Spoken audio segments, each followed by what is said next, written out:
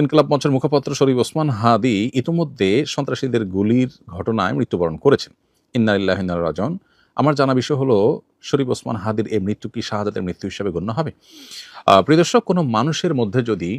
আল্লাহর সন্তুষ্টি লাভের আশায় মানুষের কল্যাণ সাধনা, ইনসাফ প্রতিষ্ঠা করা, মুসলিম মিল্লাতের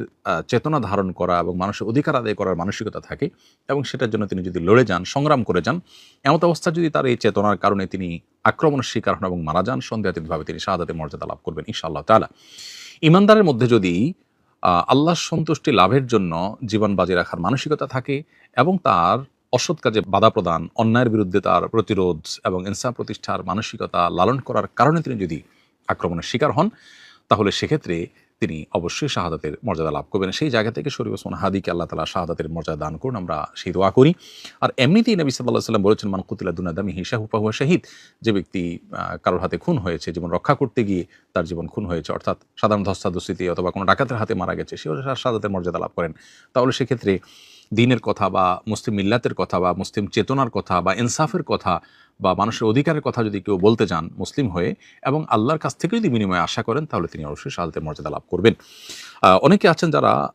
বিপ্লবী মানসিকতা ধারণ করেন, তারা অন্যায়ের বিরুদ্ধে সংগ্রাম করেন, তাদের সে সংগ্রামকে আমরা অবশ্যই শ্রদ্ধা করব।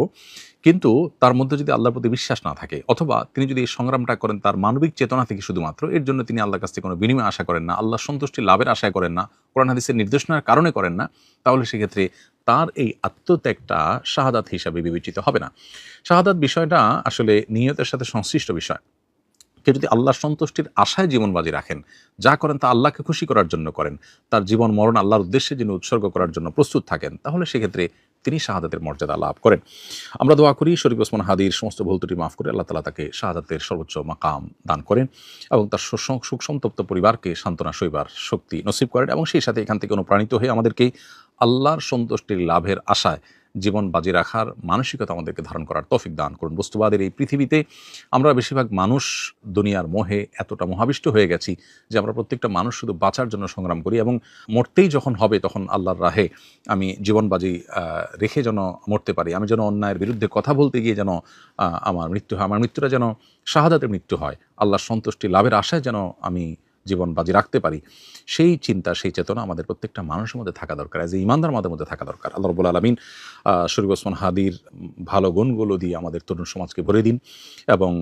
সেই তরুণ সমাজকে অন্যায়ের বিরুদ্ধে ইনসাফ প্রতিষ্ঠার জন্য, ন্যায় নিষ্ঠ হওয়ার জন্য এবং মুসলিম মিল্লাতের কল্যাণ সাধন করবার জন্য এবং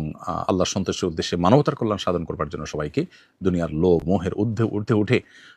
আল্লাহর উদ্দেশ্যে নিজের জীবনকে উৎসর্গ করার এবং নজরানা পেশ করার তৌফিক আমাদেরকে দান করুন।